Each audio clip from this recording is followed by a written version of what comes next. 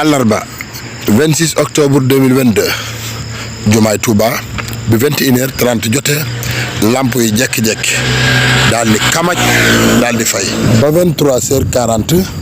laa fa jóge diir boobu yëpp lamp yi dañoo fay. ana lan moo tax jumaa ji war a lëndëm ci jamono jii saa si tembe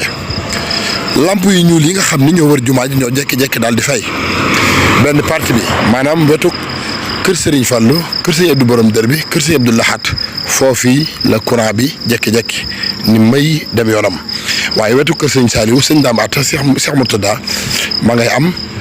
ak leer naññ daare kam itam ba ci penk bi yëpp foofu itam dafa coupé ana lan moo ko waral lii nag warees na cee wax jumaa ji am na courant am na groupe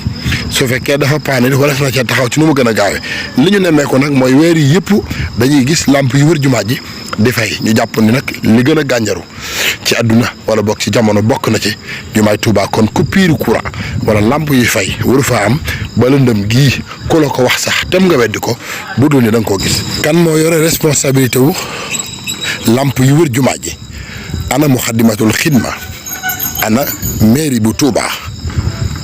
Muxaddamatul Xidma ndax waru koo signalé ñi ko war a defar ñu defar ko mairie bu Touba ndax du moo ko war a defar.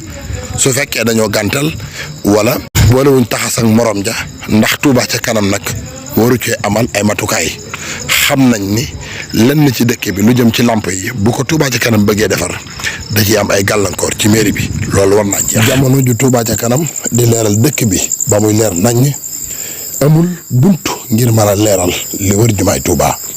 lëndëmug dëkk bi mujj soppi ku nekk lëndëmug jumaa ci TS TV